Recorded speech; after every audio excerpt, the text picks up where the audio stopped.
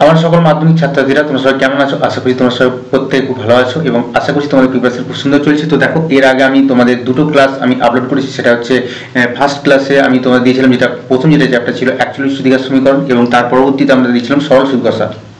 তো এরপর আমাদের যেটা চলে আসে সেটা হচ্ছে আমাদের হচ্ছে বৃত্ত সম্পর্কিত উপপাদ্য, মানে যেটা আমাদের 3 নম্বর চ্যাপ্টার আছে, ঠিক আছে, ক্লাস 10-এর। তো এই সিরিজটা আমরা কিন্তু চালাবো আপ টু 24টা যতগুলো আমাদের কিন্তু চ্যাপ্টার আছে তত পর্যন্ত, ঠিক আছে। আজকে আমাদের 3 নম্বর চ্যাপ্টার চলছে। আশা করছি তোমাদের পরীক্ষার আগে প্রতিটা চ্যাপ্টারই খুব সুন্দরভাবে কমপ্লিট করার চেষ্টা করবো, ঠিক আছে।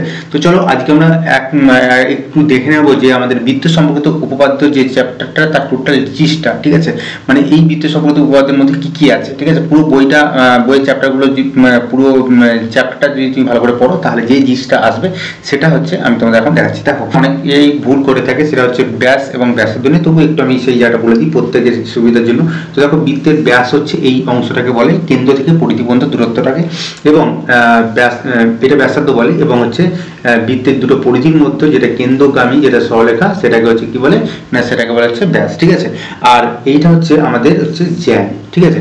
এই ব্যাস, এটা দেখো ব্যাস হচ্ছে একটা জ্যা, এটাও একটা জ্যা, ঠিক আছে। কিন্তু ব্যাসটা হচ্ছে কেন্দ্রবিন্দুগামী, কিন্তু জ্যা কিন্তু কোনো রকম কেন্দ্রবিন্দুগামী নয়। তো বৃত্তের কেন্দ্রবিন্দুগামী জ্যা কিন্তু হচ্ছে বৃত্তের ব্যাস। এবং এই বৃত্তের মধ্যে তুমি যতগুলো তুমি ব্যাস আঁকো না কেন প্রত্যেকের দৈর্ঘ্য কিন্তু সমান, কিন্তু বৃত্তের মধ্যে যতগুলো তুমি জ্যা আঁকতে পারবে তাদের দৈর্ঘ্য কিন্তু সবার কিন্তু সমান না, ঠিক আছে। আবার একটা জিনিস তুমি লক্ষ্য করলে দেখতে পারবে, একটা বৃত্তের মধ্যে কিন্তু অসংখ্য কিন্তু আমরা জ্যা অঙ্কন করতে পারবো। যেমন ধরো এইভাবে আমি একটা অঙ্কন করলাম, আবার একটা এইভাবে অঙ্কন করলাম, বা আমরা এইভাবে একটা অসংখ্য আমরা কিন্তু জ্যা কিন্তু অঙ্কন করতে পারি। তো এই জিনিসগুলো কিন্তু এগুলো কিন্তু প্রতিটা কিন্তু শর্ট কোশ্চেনের মধ্যে কিন্তু আসছে। তো দেখো, এটা হচ্ছে বৃত্তের হচ্ছে, এটা হচ্ছে কেন্দ্র, ঠিক আছে, আর এটা হচ্ছে কি বললাম জ্যা। এরপর এখানের মধ্যে আমরা যেটা দেখছি সেটা হচ্ছে এই যে বৃত্তের ব্যাস এবং যে ব্যাসার্ধ, এদের মধ্যে রিলেশনটা হচ্ছে এই যে আমাদের এটা যদি বৃত্ত যদি হয়ে থাকে তাহলে দেখো এইটা হচ্ছে ব্যাসার্ধ যদি থাকছে, যদি আমাদের ব্যাসার্ধ যদি আর হয় তাহলে হচ্ছে ব্যাসটা কত হবে না, ব্যাসটা হবে টোটালটা আর এবং এদিকে আর মিলিয়ে মোট 2r, ঠিক আছে। তো এটা হচ্ছে বৃত্তের ব্যাস। তো বৃত্তের ব্যাসটা হচ্ছে বৃত্তের ব্যাসার্ধ হচ্ছে দ্বিগুণ, এবং ব্যাসার্ধটা হচ্ছে বৃত্তের ব্যাসের অর্ধেক। তাহলে এই জিনিসটা আমরা মোটামুটি দেখলাম। এছাড়া আমাদের আর দুটো জিনিস আমাদের জানতে হবে, সেটা হচ্ছে বৃত্তকলা। বৃত্তকলা আমাদের যেটা ক্লাস 10-এ আমাদের আছে, তো বৃত্তকলাটা আমাদের খুব ভালোভাবে দেখতে হবে। সেটা হচ্ছে বৃত্তকলা হচ্ছে বৃত্তের মধ্যে এটা কিন্তু সামন্তরিক ক্ষেত্র। এটা হচ্ছে যেমন বৃত্তচাপ, বৃত্তচাপ কিন্তু এই যে এটা হচ্ছে বৃত্তের হচ্ছে একটা চাপ, এটা কিন্তু ক্ষেত্র নয়, এটা হচ্ছে বৃত্তের একটা সামান্তরিক ক্ষেত্র। এটা হচ্ছে বৃত্তাকার চিত্র এবং বৃত্তাকার যে আমাদের পরিধি, এই যে বৃত্ত বলতে কিন্তু টোটাল আলটিমেট কিন্তু এই জিনিসটা কিন্তু বোঝায়, ঠিক আছে। একটা বিন্দুকে কেন্দ্র করে তার চারিদিকে মানে সমান দূরত্ব বজায় রেখে যে বক্ররেখা অঙ্কন করা যায়, যে বক্ররেখা পাওয়া যায় সেটা হচ্ছে বৃত্ত। তো এরপর আমাদের যে জিনিসটা দেখতে হবে সেটা হচ্ছে, দেখো এখানের মধ্যে ক্লাস 10-এর মধ্যে আমাদের যে জিনিসগুলো আছে সেটা হচ্ছে মূলত আমাদের যেখানটা দেখতে হবে সেটা হচ্ছে সর্বসম বৃত্ত। আমরা জানি যে দুটো বৃত্তকে আমরা সর্বসম বৃত্ত করব যদি তাদের ব্যাসার্ধ দৈর্ঘ্য যদি সেম হয়, মানে এটারও যদি ব্যাসার্ধ যদি আর হয় এবং এটারও যদি ব্যাসার্ধ যদি আর হয় তাহলে আমরা এদেরকে বলবো কিন্তু সর্বসম বৃত্ত। এবং এক কেন্দ্রীয় বৃত্ত বলবো এইগুলো, যদি দুটি বা অসংখ্য বৃত্ত যাদের হচ্ছে কেন্দ্রবিন্দু যদি একই থাকে তাহলে আমরা তাদেরকে বলবো এক কেন্দ্রীয় বৃত্ত। তো এখান থেকে আমাদের এই 3 নম্বর চ্যাপ্টার থেকে আমাদের মোটামুটি এই জিনিসগুলো আমাদের একটু বৃত্ত সম্পর্কিত ধারণাগুলো আমি তোমাদের দিলাম। আচ্ছা, আর একটা জিনিস বলে দিই, এই যে একটা বৃত্তের মধ্যে যদি একটা থাকে, এটা বৃত্তের মধ্যে দেখতে পাচ্ছ যদি আমরা পুরো মানে মধ্যবর্তী পুরো মাঝামাঝি যদি আমরা টানি, ব্যাস যদি টানি, তাহলে ব্যাসের থেকে এটা হচ্ছে ছোট, এটা হচ্ছে বলে আমাদের উপচাপ মানে পরিধির অংশ, এবং এইটাকে বলে কি অধিচাপ, অধিচাপ। আবার একইভাবে আমরা যদি দেখি এইটা যদি আমাদের একটা বৃত্ত যদি হয় তাহলে দেখো এই বরাবর যদি আমরা কেটে দিই তাহলে এই যে ছেদিতাংশটা আছে এটা হচ্ছে মানে পুরোটা হচ্ছে একটা বৃত্তাংশ, তাহলে তার মধ্যে এটা হচ্ছে উপবৃত্তাংশ, ঠিক আছে। এবং এই যে বাকি অংশটা যেটা হচ্ছে অর্ধবৃত্ত অপেক্ষা বেশি বৃত্তাংশ সেটাকে বলছি আমরা অধিবৃত্তাংশ, ঠিক আছে। এই জিনিসগুলো আমাদের একটু বৃত্ত সম্পর্কিত ধারণাগুলো যদিও তোমরা জানো প্রত্যেকে, তবু আমি একটু দিয়ে দিলাম। এবারে এখানেতে যে জিনিসটা আমাদের এখানে যেখান থেকে আমাদের ছোট প্রশ্নগুলো আসে সেটা হচ্ছে প্রথম 1 নম্বর যেটা থাকে যে 3টে বিন্দু দিয়ে 3টি অসমরেখ বিন্দু দিয়ে কয়টা বৃত্ত অঙ্কন করা যায়, মানে 3টে অসমরেখ বিন্দু মানে এরকম একটা এবং এরকম একটা, এই 3টে অসমরেখ বিন্দু দিয়ে কিন্তু শুধুমাত্র একটি বৃত্ত অঙ্কন করা যাবে, ঠিক আছে। এবার আমাদের প্রশ্নটা যদি এইভাবে থাকে যে তিনটি সমরেখ বিন্দু দিয়ে তাহলে কয়টি বৃত্ত অঙ্কন করা যাবে, যেমন ধরো এই যে একটা, দুটো, তিনটে সমরেখ বিন্দু দিয়ে কিন্তু কোনো রকম বৃত্ত অঙ্কন করা যাবে না। তো দেখো এই যে এই বিন্দুটা কিন্তু বৃত্তের মধ্যে কিন্তু অবস্থিত নয়। আসলে যদি আমরা ভাবি যে কেন্দ্রটা, কিন্তু আসলে কিন্তু এই বিন্দুটা কিন্তু বৃত্তের মধ্যে কিন্তু অবস্থিত নয়। তাহলে তিনটি সমরেখ বিন্দু দিয়ে কিন্তু কোনো রকম বৃত্ত অঙ্কন করা যাবে না। আর হচ্ছে আমাদের তিনটি যদি অসমরেখ বিন্দু দিয়ে কেবলমাত্র একটি বৃত্ত অঙ্কন করা যাবে। এটা আমরা প্রথমের দিকে আমরা শিখবো। 3.1 এই জিনিসগুলো কিন্তু আমাদের আছে। আচ্ছা, আর কি জিনিস বলা আছে এখানে দেখো। তারপরে যদি আমরা এগিয়ে যাই, তারপরে আমরা যখন আমরা উপপাদ্য দেখবো এবং প্রয়োগগুলো যখন দেখবো, তো প্রথমে যে আমাদের উপপাদ্যটা ছিল আমাদের, যেটা আমাদের মূল্যায়নে অন্তর্ভুক্ত, সেটা আমাদের উপপাদ্য নম্বর 32, এবং সেখানে বলা আছে যে বৃত্তের ব্যাস নয় এমন কোনো জ্যায়ের উপর বৃত্তের কেন্দ্র থেকে যদি লম্ব অঙ্কন করা হয় তাহলে এটা সমদ্বিখণ্ডিত হবে। তার মানে যদি এইটাকে কাজে লাগিয়ে আমরা কি বলতে পারি, দেখো এটা যদি সি এবং ডি হয়, তাহলে যদি এইটা একটা জ্যা হয় এবং এর উপর যদি একটা লম্ব হয়, তাহলে কিন্তু এই বিসি সমান বিডি হবে। ঠিক আছে, এখান থেকে এটা আমরা অঙ্কের ক্ষেত্রে কিভাবে কাজে লাগাবো না, আমাদের যদি এরকম লম্ব আঁকা থাকে, তাহলে আমাদের যদি সিডি যদি তোমার 8 সেমি দেওয়া থাকে, তাহলে সেখান থেকে আমরা ইজি বলতে পারবো যে বিডিটা বলতে পারবো তার অর্ধেক, মানে হাফ ইন্টু 8 মানে হচ্ছে 4 সেমি। ঠিক আছে, বা তোমাকে যদি বিডিটা যদি 4 সেমি দেওয়া আছে, তাহলে সেখান থেকে তুমি সিডিটা জানতে চাইলে সিডি সমান খুব সহজেই বলতে পারো 2 ইন্টু বিডি।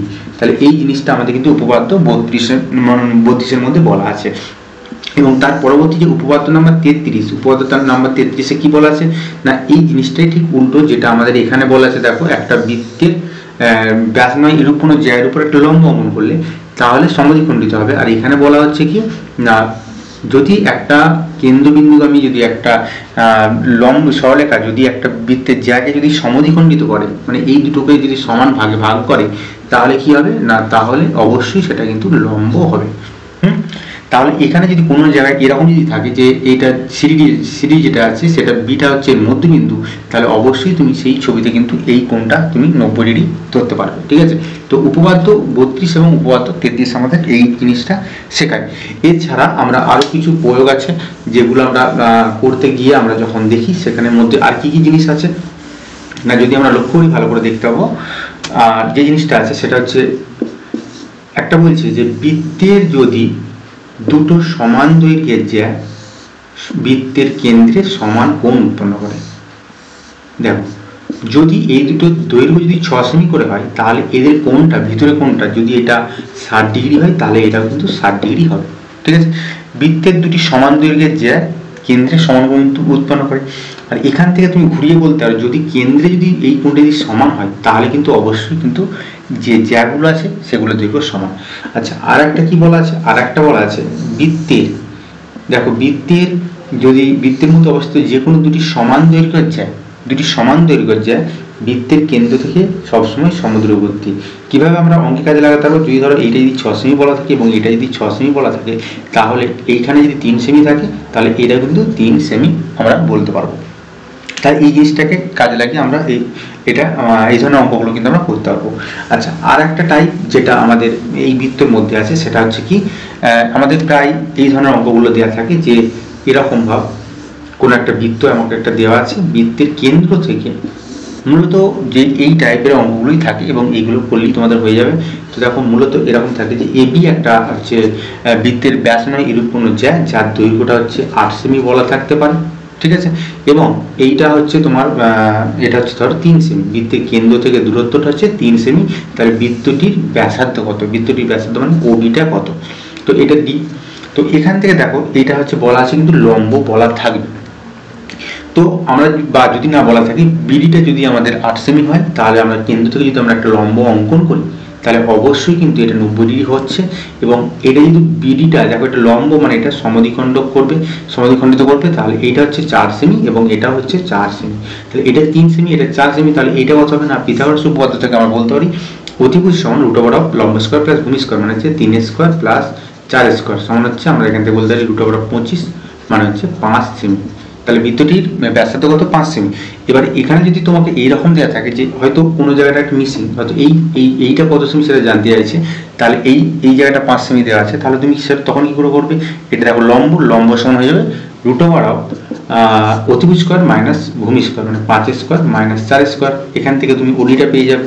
আর যদি তোমাকে এরকম একটা কন্ডিশন দেওয়া থাকে, এটা 3 সেমি দেওয়া আছে, তোমাকে যদি বিডি জানতে চাই, তাহলে বিডি সমান হবে রুট ওভার অফ অতিভুজ স্কোয়ার মাইনাস 3 স্কোয়ার, ঠিক আছে, মাইনাস 3 স্কোয়ার। তাহলে এখান থেকে এই জিনিসগুলোকে কাজে লাগিয়ে, এই পিথাগোরাসের এই সূত্রকে কাজে লাগিয়ে কিন্তু তুমি এই ধরনের অঙ্কগুলো সমাধান করতে পারবে। এবং এই অঙ্ক থেকে, মানে এই চ্যাপ্টার থেকে কিন্তু এই ধরনের অঙ্কগুলো কিন্তু আসে।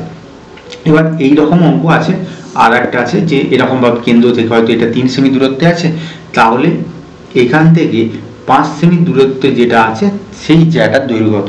তাহলে এইটা তুমি 5 সেমি আছে, আমি একটা তোমাদের দেখাচ্ছি মোটামুটি। এইটা যখনই ব্যাসার্ধটা 5 সেমি বেরিয়ে গেল, তাহলে তখনই তোমরা এখানে 5 সেমি এটা পুট করে দেবে। আর এটা যদি পুট করে দাও, তাহলে তুমি এখানটা পেয়ে যাচ্ছ। এবং এই বাহুটার মানটা পেয়ে গেলে তখন এটাকে দ্বিগুণ করলে তুমি অপর যেটা তার কিন্তু দৈর্ঘ্যটা পেয়ে যাচ্ছ।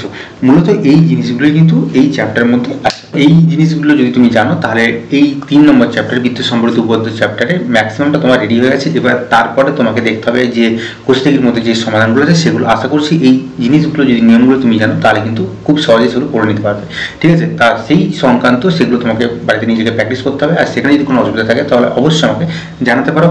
আর আশা করছি এই জিনিসগুলো দেখার পর আর কোনো অসুবিধা হবে না। এবার কিছু কিছু এক্সাম্পল তো থেকেই থাকে, সেগুলো হচ্ছে পার্টিকুলার নিয়মে হয়, সেগুলো তোমাদের জানার জন্য পুরো বইটা একটু ফুটিয়ে দেখতে হবে, ঠিক আছে। তো মোটামুটি এই ছিল আজকে আমাদের বিষয়। তো ওভারঅল একটা কনসেপ্ট বিদ্যুৎ সম্পর্কিত উপপাদ্যের ব্যাপারে, ঠিক আছে। আশা করি তোমাদের ক্লাসটা খুবই উপকারী লাগবে। তো কেমন লাগলো তোমরা অবশ্যই প্রত্যেকে জানিও।